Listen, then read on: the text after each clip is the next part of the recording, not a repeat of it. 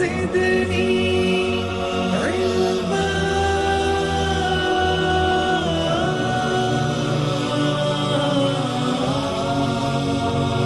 رب زدني علما.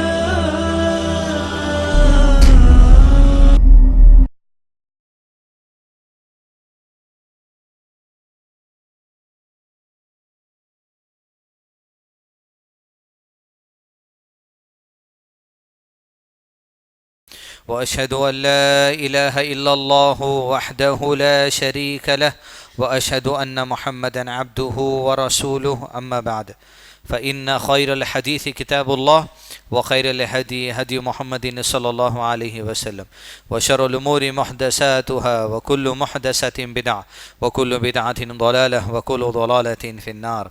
فأعوذ بالله من الشيطان الرجيم. بسم الله الرحمن الرحيم. ورضوان من الله أكبر ذلك هو الفوز العظيم. بسم الله الرحمن الرحيم. رب اشرح لي صدری ویسر لی امری واحلل عقدۃ من لسانی یفقهوا قولی. قابل احترام بزرگوں، خواتین اور عزیز نوجوان ساتھیوں، اللہ عز و جل جو رب العالمین ہے، اسی نے اس کائنات کو بنایا اور کائنات کی ہر مخلوق پر اللہ عز و جل کا حکم ہی چلتا ہے. اللہ نے ہم میں سے ہر ایک کو اختیار عطا کیا ہے. اس اختیار کے ذریعے تاہم اچھائی کی طرف جاؤ یا برائی کو اپنی زندگی میں اپناؤ، لیکن تمہارا کسی بھی چیز کو اپنانا حکم الہی کے بغیر نہیں ہو سکتا. اور جس اچھائی کو تم اپنا کر اچھائی کی امید رکھتے ہو، فائدے اور خیر کی امید رکھتے ہو، وہ فائدہ اور خیر بھی حکم الہی کے بغیر تمہاری زندگی میں نصیب نہیں ہو سکتا. گویا میں اور آپ زندگی کے تمام تر معاملات میں حکم الہی کے محتاج ہیں، اس کی مرضی کے محتاج ہیں، اس کے فیصلے کے محتاج ہیں، اس کے خیر کے محتاج ہیں. جو شر آتا ہے زندگیوں میں وہ بھی اس کے حکم کے بغیر نہیں آتا، اور جو شر جاتا ہے زندگیوں سے وہ بھی اس کے حکم کے بغیر نہیں جاتا. اسی نے اپنی شان کے بارے میں ارشاد فرمایا، الحمدللہ رب العالمین، تمام قسم کی تعریفیں اللہ عز و جل کے لیے ہے جو رب العالمین ہے. عالمین یعنی رب کی، اللہ کی ذات کو چھوڑ کر جو کچھ مخلوق ہے وہ عالمین کا حصہ ہے.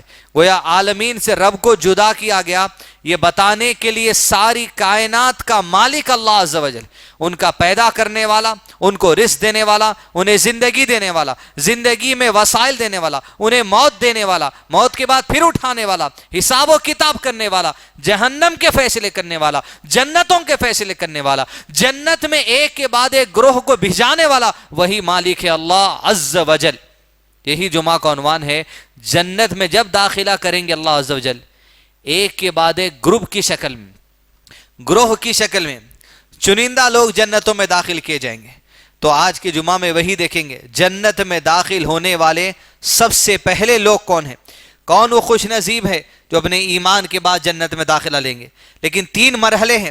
یہ تیسرا مرحلہ ہوگا جب انسان کو جنتوں میں داخلے کی اجازت دی جائے گی، اس میں بھی پہلا گروہ.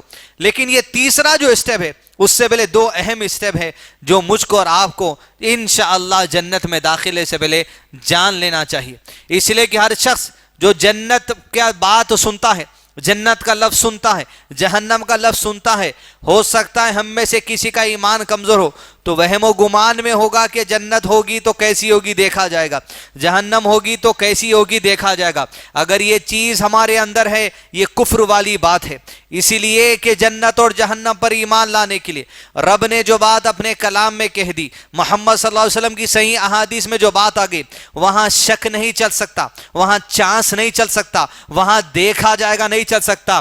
یامنو الذین یؤمنون بالغیب، غیب کی جتنی باتوں کا تذکرہ اللہ کی کتاب اور نبی صلی اللہ علیہ وسلم کی بات میں آ گیا ہے، ایمان سیدھے لانا ہے بغیر کسی شک کے. اس اصول کو بنیادی طور پہ یاد رکھیے. اللہ کی ذات پر ایمان لانے کے لیے، فرشتوں پر ایمان لانے کے لیے، تقدیر پر ایمان لانے کے لیے، کتابوں پر ایمان لانے کے لیے، رسولوں پر ایمان لانے کے لیے، آخرت پر ایمان لانے کے لیے، جنت جہنم پر ایمان لانے کے لیے، تقدیر پر ایمان لانے کے لیے ہم اپنی عقل کا سہارا نہیں لیتے کہ عقل میں اگر بات بیٹھے گی تو مانیں گے. ہم سائنس کا سہارا نہیں لیتے کل کے دن اگر سائنس اس بات کو ثابت کر دے گا ہم ایمان لائیں گے، بلکہ شریعت کی تمام باتوں پر ایمان لانے کے لیے ہمارا اصول یہ ہونا چاہیے، ہم جنت اور جہنم پر ایمان لانے کے لیے ہمارے رب اللہ کی گواہی ہمیں کافی ہے، جنت اور جہنم پر ایمان لانے کے لیے ہمارے نبی محمد صلی اللہ علیہ وسلم کی گواہی ہمارے لیے کافی ہے، اب کسی اور کی گواہی کی ہمیں ضرورت نہیں ہے۔ اللہ نے گواہی دے دی میں نے جنت بنا دیا، بس ایمان لا لو۔ رسول اللہ صلی اللہ علیہ وسلم نے گواہی دے دی ہمارے رب نے جنت بنا دی، بس ایمان لا لو۔ اب اللہ اور اس کے رسول کی گواہی کے بعد کسی اور کی گواہی درکار ہے؟ ہرگز نہیں۔ اگر آپ اللہ اور اس کے رسول کی گواہی آ جانے کے بعد کسی اور کی گواہی کے انتظار میں ہیں تو جب تک آپ شاید کفر کے ساتھ اپنی زندگی بسر کر رہے ہیں۔ ایمان راست لانا چاہیے، جو بات واضح ہو گئی شریعت میں ہم ایمان لے کر آگے، ہمیں پرواہ نہیں، دنیا مانتی نہیں مانتی ہے، عقل مانتی نہیں مانتی ہے، سائنسداں مانتے نہیں مانتے ہیں، ڈاکٹر مانتے نہیں مانتے ہیں، ہندو بھائی مانتے نہیں مانتے ہیں، ہم کو پرواہ نہیں ہے کسی کی۔ ہمارے رب نے گواہی دے دی ہم ایمان لائے، ہمارے نبی نے گواہی دے دی ہم ایمان لے کر آئے۔ اب جنت پر ایمان تازہ کر کے اس بات کی طرف چلیں جہاں پہلے وہ جو ایمان اللہ کی گواہی کا ہے، ہم میں سے ہر ایک میں تڑپ یہ محبت ہونی چاہیے کہ جس بات کی گواہی اللہ اور اس کے رسول صلی اللہ علیہ وسلم نے دے دی، محبت ہونی چاہیے ان باتوں سے، بے چینی اور بے قراری ہونی چاہیے، شدید محبت ہونی چاہیے اللہ سے ملاقات کے لیے۔ اصل مرحلہ تو ملاقات رب سے ہے۔ عائشہ صدیقہ رضی اللہ عنہ کے پاس ابو ہریرہ رضی اللہ عنہ سے ایک حدیث سن کر ایک صحابی آئے، فرمایا اما جان کہ اللہ کے رسول صلی اللہ علیہ وسلم نے ارشاد فرمایا جو بندہ اللہ سے ملنے کی محبت رکھتا ہے اللہ بھی اس سے ملنے کو پسند کرتا ہے، اور جو بندہ اللہ سے ملنے کو پسند نہیں کرتا اللہ بھی اس سے ملنے کو پسند نہیں کرتا۔ کہا اما جان ہم میں سے کون ایسا نہیں ہے جو مرنا نہیں چاہتا، ہم میں سے کون ایسا نہیں ہے جو لمبی عمر نہیں چاہتا، ہم میں سے ہر ایک چاہتا ہے کہ موت ٹلتی چلی جائے اور خیر کے ساتھ ہم جیون بتاتے چلے جائیں۔ تو اس کا مطلب کیا یہ ہو گیا ہم رب سے ملاقات کو پسند نہیں کرتے؟ ہم تو موت سے دور رہنا چاہتے ہیں، اور موت سے جب تک بندہ دور رہے گا رب سے ملاقات سے بھی دور رہے گا۔ تو کیا حدیث کا معنی یہ ہے؟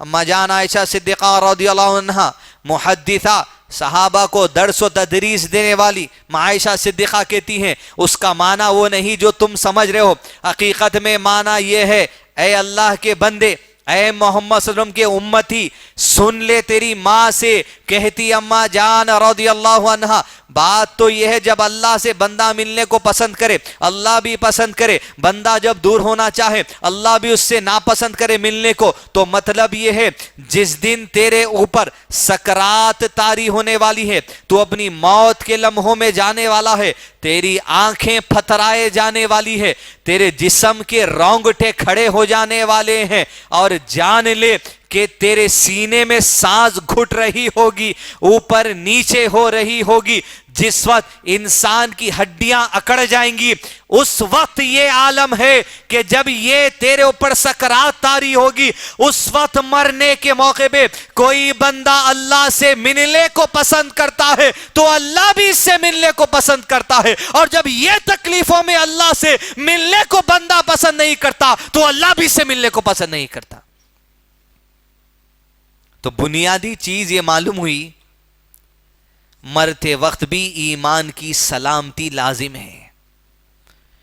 کیا دعا قرآن مجید میں سکھا گئی؟ ربنا افرغ علینا صبرا وتوفنا مسلمین، موت ہو تو اللہ مسلمان کی موت عطا کرنا۔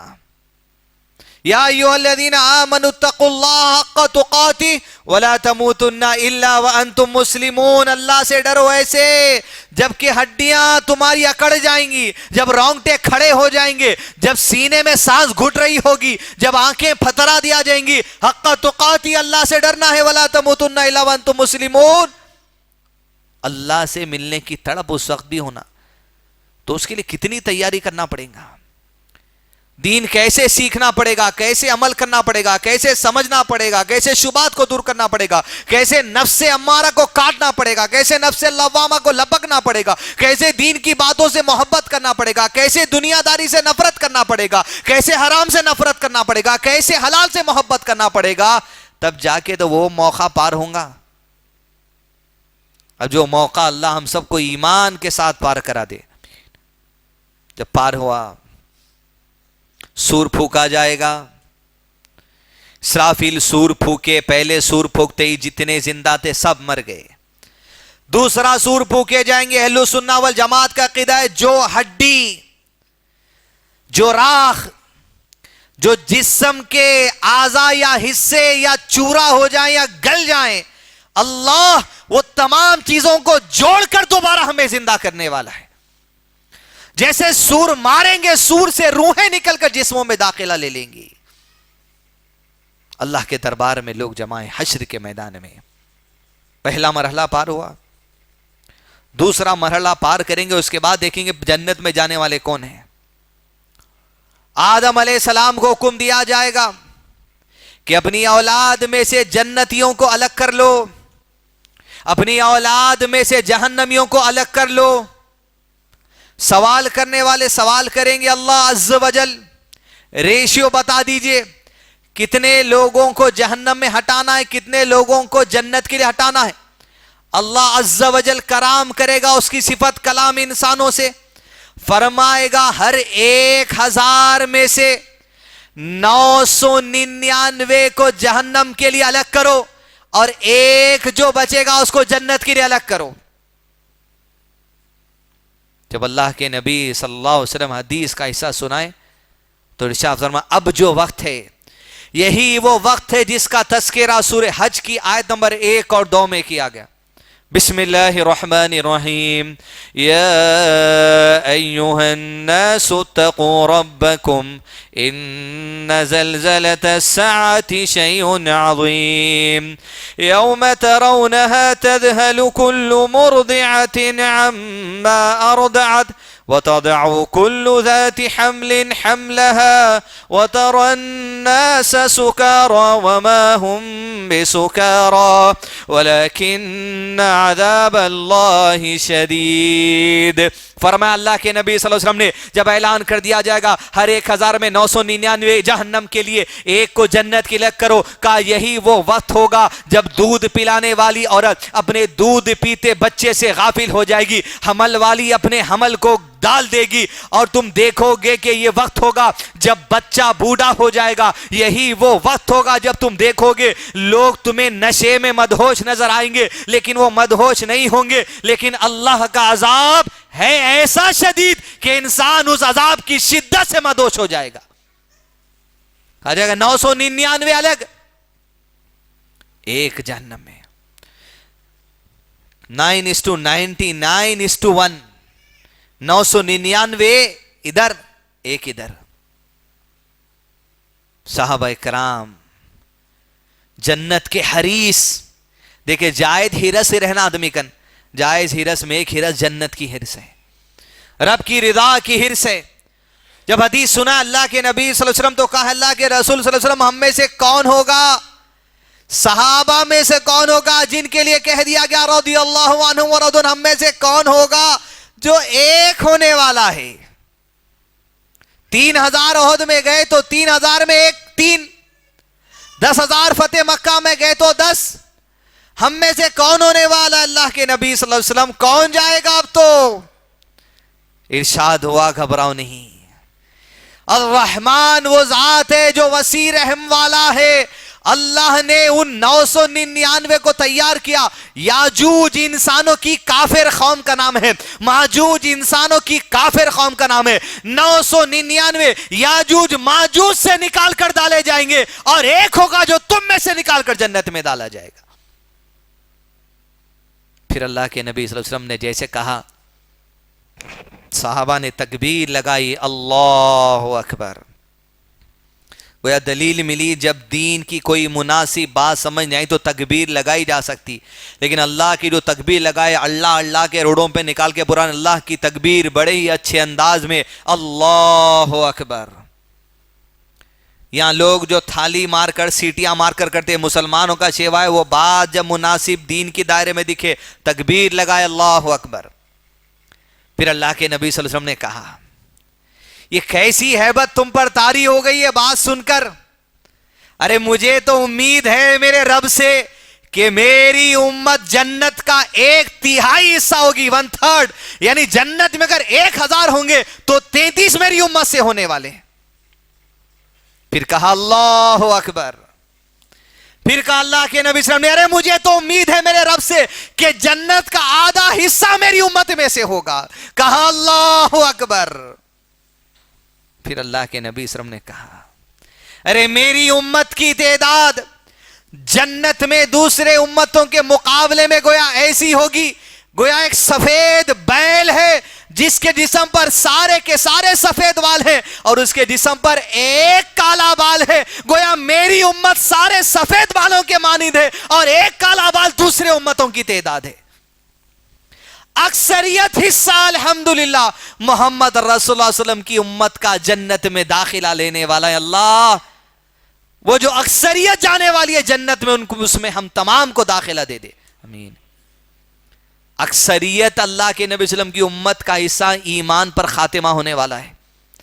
اس لیے کہ جنت میں جانے کی اول بنیادی شرط ایمان ہے, توحید ہے, صحیح عقیدہ ہے, شرک نہ ہونا چاہیے, نہ انگوٹھی پر اعتبار کر کے, نہ تاگے پر اعتبار کر کے, نہ تعویذ پر اعتبار کر کے, نہ بوبل کی کانٹی پہ اعتبار کر کے, نہ گھوڑے کی نال پہ اعتبار کر کے, نہ نیمبو مرچی کے بھلاوے پہ اعتبار کر کے, نہ کسی لال ڈوری پہ اعتبار کر کے, نہ کسی کالی ڈوری پہ اعتبار کر کے, نہ کسی قبر پہ اعتبار کر کے, نہ کسی مورتی پہ اعتبار کر کے, نہ سورج نہ چاند نے کسی پہ نہیں. لا الہ جب کہہ دیا لا تو ہر معبودہ نے باطل کا انکار کر دیا, الا اللہ کہہ دیا تو صرف اللہ کے رب ہونے کا اقرار کر دیا. جب کہہ دیا لا تو اللہ کے لیے موت کا انکار کر دیا. جب کہہ دیا الا اللہ اللہ کے لیے ہمیشہ کی زندگی کا اقرار کہہ دیا. جب کہہ دیا لا تو اللہ کے لیے جہالت کا انکار کر دیا. جب کہہ دیا الا اللہ اللہ کے لیے کامل علم کا اقرار کر لیا. جب کہہ دیا لا اللہ کے لیے ہر کمزوری کا انکار کر دیا. جب کہہ دیا الا اللہ تو اللہ کے لیے تمام طاقتوں کا اقرار کر لیا. توحید بنیاد ہے جنت میں داخلے کے لیے. اب توحید کے ساتھ پیسے والا بھی مرے گا, رکشے والا بھی مرے گا, آٹو والا بھی مرے گا, بلینر بھی مرے گا, کوئی بھی مرے گا. اب تیسرا جو مرحلہ ہے وہ جو جنتوں میں داخلے کا معاملہ ہے وہ معاملے میں اللہ عز و جل سب سے پہلے وی آئی پی ویری ویری امپورٹنٹ جو دنیا کے شخص ہیں ان کو داخلہ دینے والا ایک گروپ کی شکل میں ہے.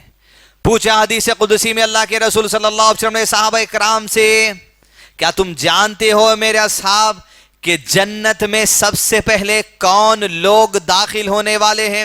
انہوں نے کہا اللہ و رسولہ عالم, اللہ بہتر جانے کیونکہ وہ پیغام بھیجتا ہے, اللہ کا رسول بہتر جانے کیونکہ اس پر وحی آتی ہے. اگر آج کے زمانے میں وہ رسول عالم نہیں کہا جا سکتا, آج کے زمانے میں وہ رسول عالم کہیں گے تو عقیدہ یہ ہوگا کہ اللہ کے نبی صلی اللہ علیہ وسلم قبر میں زندہ ہے. ایسا عقیدہ رکھنا اہل السنہ کے عقیدے کے خلاف ہے. ایسا عقیدہ رکھنا اللہ کے نبی صلی اللہ علیہ وسلم کی تعلیمات کے خلاف ہے. یہ عقیدہ رکھا جائے گا کہ اللہ کے نبی صلی اللہ علیہ وسلم کا جسم اتھر اور انبیاء کرام کا جسم جو قبروں میں ہے مٹی کھا نہیں سکتی, مٹی پر انبیاء کے جسم کو کھانا حرام کر دیا گیا ہے. کہا اللہ و رسولہ عالم, وہی آپ پر آتی, آپ بتائیں ہمیں تو نہیں. اللہ کے نبی صلی اللہ علیہ وسلم نے کہا سن لو اے اللہ کے بندو, سن لو میری امت کے لوگوں, جنت میں سب سے پہلے جو لوگ داخل کیے جائیں گے وہ میری امت کے فقراء ہوں گے, وہ میری امت کے مہاجرین ہوں گے, جو اللہ عز و جل جن کو سب سے پہلے ایک گروپ کی شکل میں جنتوں میں داخلے کا حکم دے گا. وہ فقراء ہوں گے جن کے چہرے کے آثار سے تم سمجھ لو گے یہ ضرورت مند ہے, لیکن وہ کسی سگنل پر بھیک مانگنے والا نہیں, کسی گھر کے در پر جا کر کھٹکا مار کے چندہ پیسے مانگنے والا نہیں. یہ فقراء ہوں گے, وہ مہاجرین ہوں گے جنہوں نے اپنے گھروں کو چھوڑا, اسلامی ملکوں کی سرحدوں کی دفاع کے لیے. ان کا معاملہ یہ ہوگا, یہ ایمان پر ان کا خاتمہ ہوگا, توحید پر ان کا خاتمہ ہوگا, لا الہ الا اللہ محمد رسول اللہ صلی اللہ علیہ وسلم کی گواہی اور ایمان پر ان کا خاتمہ ہونے والا ہے. یہ وہ فقراء ہیں, یہ وہ مہاجرین ہیں جو دنیا میں اپنے سرحدوں کی حفاظت کے لیے نکلتے تھے, گھر بار کو چھوڑتے تھے. ان کو اللہ عز و جل سب سے پہلے جنتوں میں داخل کرنے والا ہے. مگر پورا عنوان کیا اتنا ہی بتانے تھا. ان کی دو صفت اللہ عز و جل بیان کرتے ہیں اسی حدیث میں. وہ صفت کاش ہمارے اندر آ جائے. یہ صفت ایک بلینئر کے اندر بھی ہونا ضروری ہے. حدیث جاری ہے, کہاں ان کو پہلے داخلہ دیا جائے گا. ان کی صفت کیا ہے؟ ارے ان کی صفت تو یہ ہے کہ اللہ عز و جل بلائے گا فرشتوں کو, کہے گا جاؤ یہ فقراء اور مہاجرین جن کو سب سے پہلے جنت میں داخلہ دیا جانے والا, جا کے سلام عرض کر کے آؤ.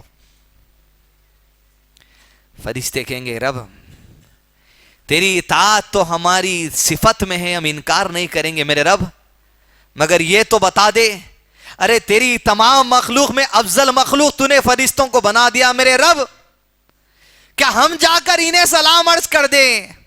رب کہے گا ہرگز نہیں, یہ فرشتے اعلی مخلوق ہیں, لیکن جان لو یہ جو معاملہ ہے فقراء اور مہاجرین, یہ تم سے افضلیت مخلوق میں بنا دیے گئے. صفات سلام کرو. علماء نے یہی تشریح کی, ایمان والوں مخلوق میں فرشتوں سے بھی اعلیٰ بنا دیا اللہ عز و جل, اس لیے کہا انہیں عرض کر کے آؤ. وہ رب کی بات سنیں گے, اس لیے کہ فرشتوں میں نافرمانی نہیں ہوتی. لوگ کہتے ہیں شیطان فرشتہ تھا, سورہ کہف کے نمبر 50 میں اللہ عز و جل نے کہا وہ جنات میں سے, جنات اور انسان نافرمان ہوتے, فرشتے نافرمان نہیں ہوتے.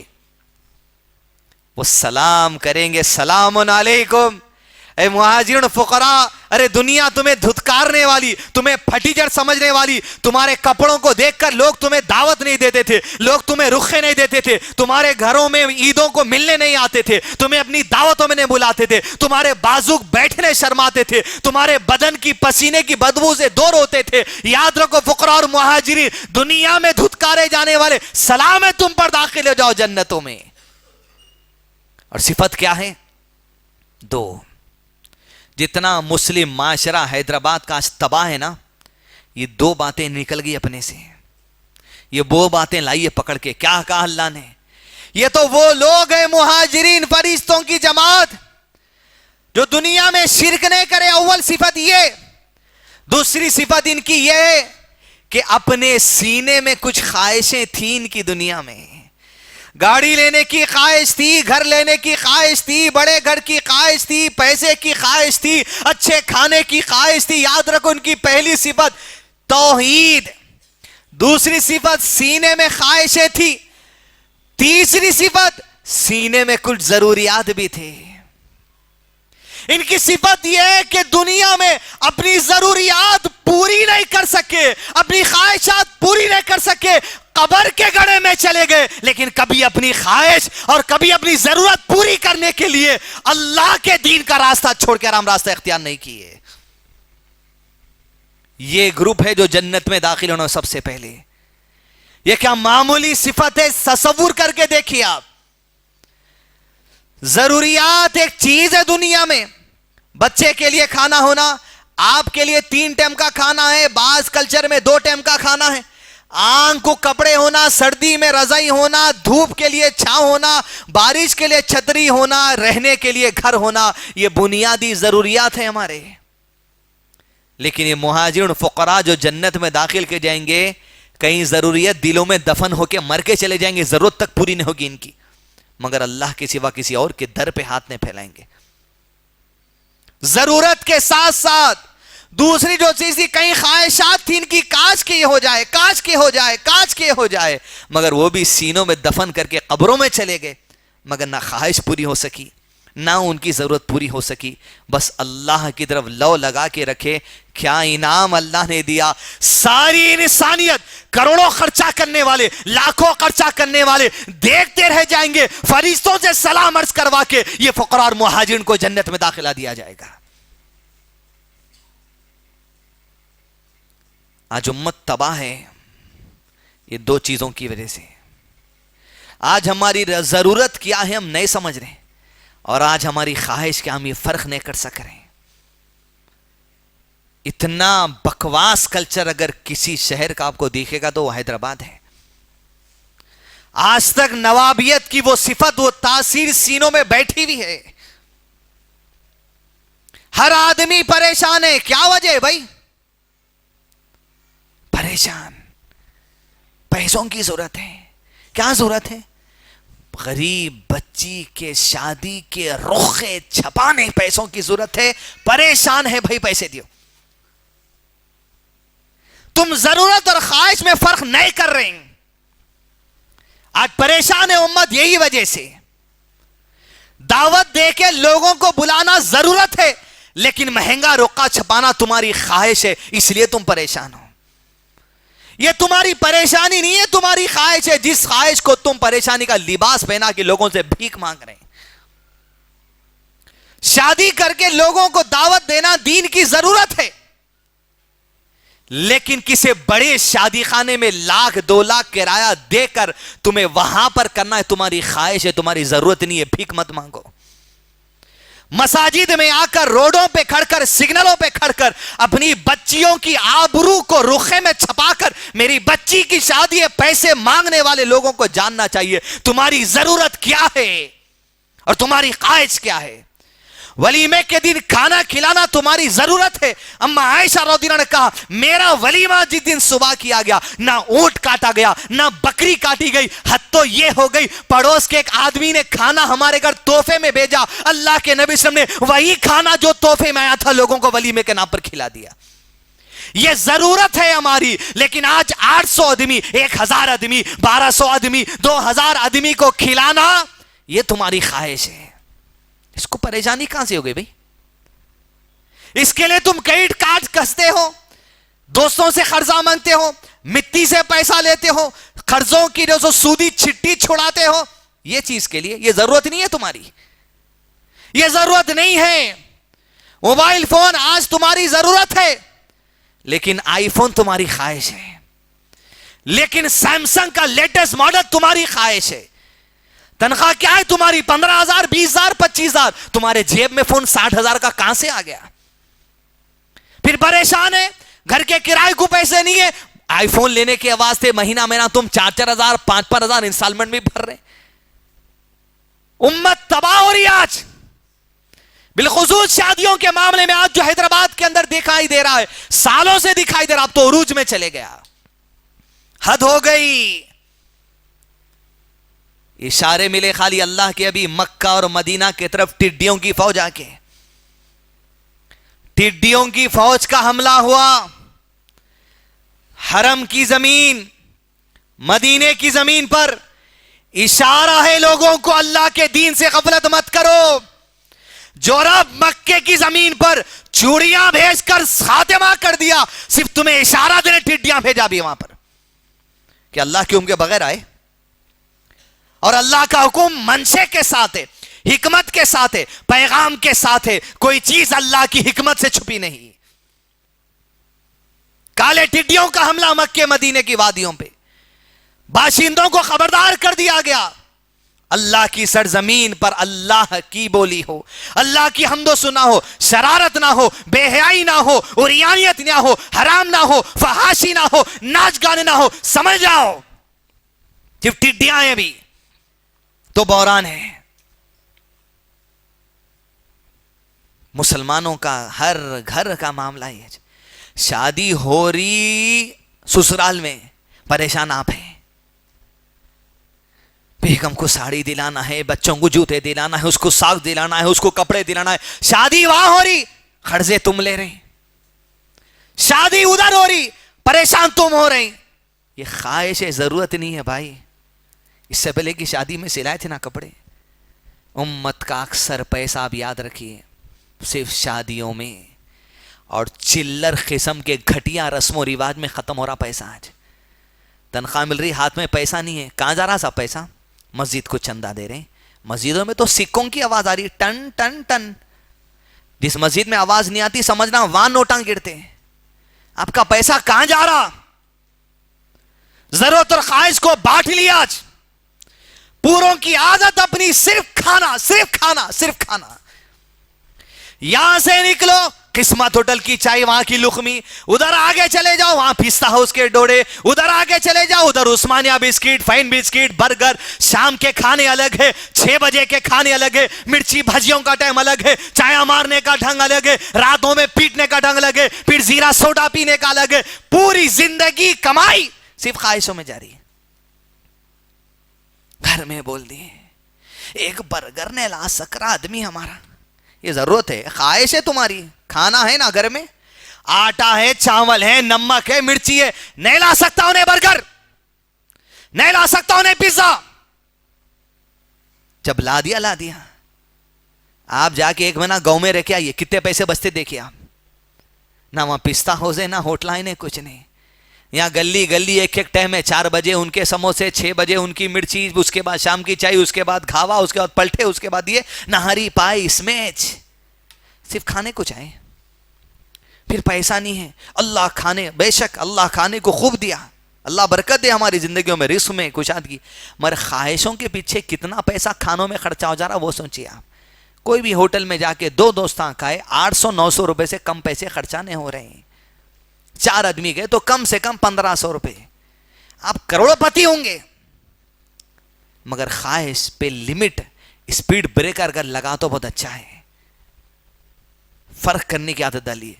وہ مہاجرین و فقراء جو جنت میں داخلہ لیں گے, سب سے پہلے سب کو روک دیا جائے گا, پہلے تم داخل ہو جاؤ. کیا صفت ہے؟ ارے خواہش اور ضروریات کو لے کر مر کے چلے گئے قبروں میں. اور ہم ضرورت تو چھوڑو صاحب, ضرورت بات کی بات ہے, ضرورت سونا مسوری ہے ہمارا روز کا, مگر خواہش کے پیچھے کتنا پیسہ کھانوں میں, کتنا پیسہ کپڑوں میں, کتنا پیسہ موبائل میں, کتنا پیسہ ہر مہینے کے زیادہ سے زیادہ انٹرنیٹ کے جی بی میں خرچہ ہو رہا. پوری زندگی طواف کر رہی خواہشوں کے, بس پورا یہ معاملہ ہے.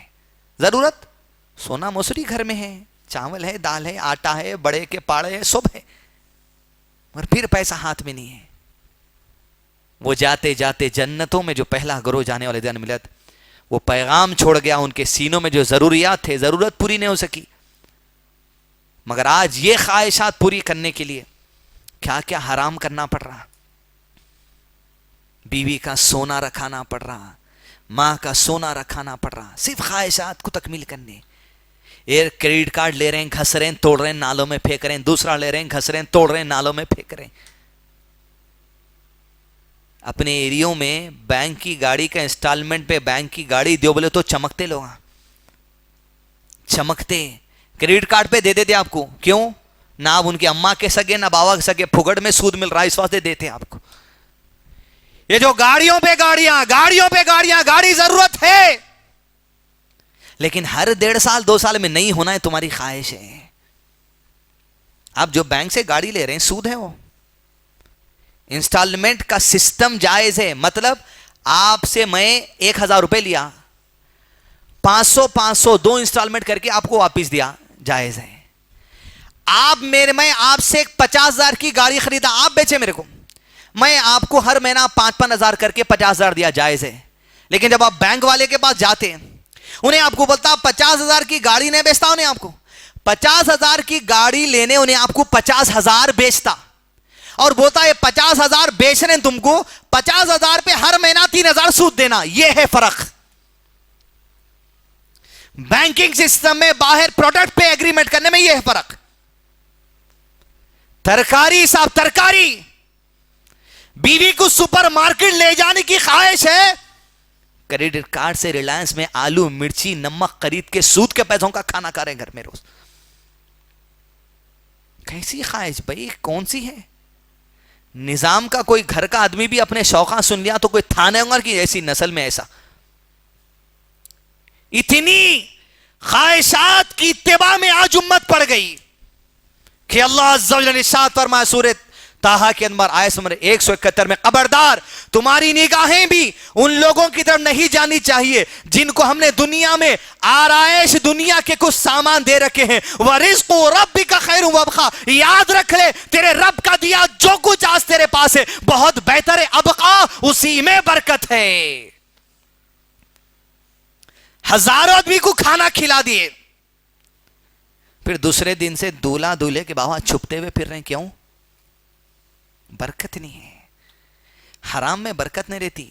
چکا چک دکھتا، مرفع آتے، ناچ لیتے، پھرا لیتے، اس کے بعد چھپتے پھرنا پڑتا. لیکن جو اللہ دیتا ہے اس میں جو تم ضرورت پوری کر لیتے، خواہشات جائز ہے تو لحاظ رکھتے، خواہشات سے بڑھ کر اگر تمہاری استطاعت سے بڑھ کر خواہش ہے اس کو چھوڑ دیتے، وہ ابقا برکت ہے اس میں. جیسے کہا گیا بل تؤثرون الحیات الدنیا والآخرۃ خیر وابقا، ادھر کی زندگی میں برکت ہے. ویسے ہی ضروریات کی تکمیل حلال دائرے میں رہ کر لینا برکت ہے. عزیزان ملت سمجھیے، جنت میں جانے والا پہلا گروہ فقراء اور مہاجرین کا، جو توحید پر تھے، جو اپنی خواہشات پوری نہیں بھی ہوئی، اپنی ضرورت پوری بھی نہیں بھی ہوئی، تب بھی اپنے سینے میں رکھ کر چلے گئے. لیکن یہ جو آج خواہشات کا مزاج ہم جمائیں، وہ ایک بات سن لیں جو اللہ کے نبی صلی اللہ علیہ وسلم نے ابو بکر، عمر، ابو ایوب سے کہا رضی اللہ عنہم. دوپہر کا وقت، مسجد نبوی سے بازو میں آپ کا گھر صلی اللہ علیہ وسلم، چلچلا تھی تو باہر نکلے، بازو میں پڑوس میں ابو بکر صدیق رضی اللہ عنہ کا گھر، جہاں باب ابو بکر آج بھی مسجد نبوی میں موجود ہے، وہاں سے داخلہ لیے. پوچھا اللہ کے نبی صلی اللہ علیہ وسلم، یہ وقت آپ یہاں بے چین نظر آتے ہیں، میرے آقا کیا خدمت کروں؟ ابو بکر میرا چھوڑ، تو بتا، تو بے چین دکھتا ہے. کہا اللہ کے نبی صلی اللہ علیہ وسلم، کھانے کچھ نہیں تھا ابھی گھر میں، بھوک کی بے چینی برداشت نہ بھی نکل آیا. کون؟ ابو بکر. ہزاروں دینار صرف غلاموں کو آزاد کرنے میں خرچہ کرے. آج ضرورت کی چیز گھر میں نہیں ہے. یہ ضرورت نہیں تھی، خواہش نہیں، ضرورت. میرے آقا آپ کی کیا بات ہے؟ کہ ابو بکر جو تیرا حال ہے وہی میرے گھر کا حال ہے. دونوں ٹھہرے کہ ابو عمر بن خطاب رضی اللہ عنہ آئے. کہا اللہ کے نبی صلی اللہ علیہ وسلم، میرے یار ابو بکر اس وقت یہاں. کہا تیری بتا کیا بات ہے؟ کہا بھوک کی شدت برداشت نہ ہو سکی، گھر سے نکل آیا. آپ دونوں کا؟ کہا جو تیرا حال ہے وہی یہ دونوں کا حال ہے. اللہ کے رسول صلی اللہ علیہ وسلم نکلے ضرورت پوری کرنے آگے. ابو ایوب انصاری رضی اللہ عنہ کے مکان پہ دستک دی، وہ پانی بھرنے گئے تھے. بیوی نے کہا بیٹھ جائیے. ٹھنڈے باغیچے میں باہر بیٹھے، اللہ کے نبی صلی اللہ علیہ وسلم انتظار میں تھے کہ ابو ایوب آئے. کہا پکار کر خوش نصیب ہے ابو ایوب کہ آج سارے مدینے میں میرے گھر سے خوش نصیب گھرانہ کوئی نہیں، اس لیے کہ آج میرے گھر محمد صلی اللہ علیہ وسلم کی آمد ہے. آئے، تازہ کھجور رکھا، وہ کھاتے گئے، بکرے کو ذبح کیا، گوشت اور روٹی لا کر کچھ ہی دیر میں سامنے رکھے. ابو بکر صدیق، عمر بن خطاب، اللہ کے نبی صلی اللہ علیہ وسلم، ابو ایوب انصاری رضی اللہ عنہ اجمعین بیٹھے. آپ صلی اللہ علیہ وسلم نے گوشت کے ٹکڑے کو توڑا. کہا ابو بکر جان لے، خواہش کے لیے اپنی دنیا کو برباد کرنے والے مسلمان جان لے. جان لو عمر، ابو ایوب اور ابو بکر اور محمد صلی اللہ علیہ وسلم بھی کہتا ہے امت کے لیے کہ یہ جو نعمت آج ملی ہے گوشت کا ٹکڑا، قیامت میں اللہ ہر نعمت کا سوال کرنے والا ہے. ہر نعمت کا سوال. وہ تو ضرورت تھی نا ان کی، وہ کھانا تو ضرورت تھی ان کی، اس نعمت پہ بھی سوال. ایسے خوف میں زندگی گزارتے تھے. عزیزان ملت، اپنے محنت کی کمائی کو برباد مت کریے خواہشوں میں. جنت میں جانے والا پہلا گروہ یہی ہے. حیدرآبادی رسم و رواج اتنے گندے، اتنے چلر قسم کے شاید ہی دنیا میں آپ کو کہیں اور ملیں گا. اپنے خاندانی رسم و رواج، کلچر، سالوں سے نئے کرے تو کیسا، کرے تو کیسا، وہ دکان کا پھول پینائے تو کیسا، وہ دکان کی مٹھائی لائے تو کیسا، مٹھائی میں یہ نہیں لائے تو کیسا، مٹھائی میں وہ نہیں لائے تو کیسا، کھانے میں روٹی نہیں رکھے تو کیسا، روٹی میں نان کی روٹی نہیں رکھے تو کیسا، اس میں یہ نہیں رکھے تو کیسا.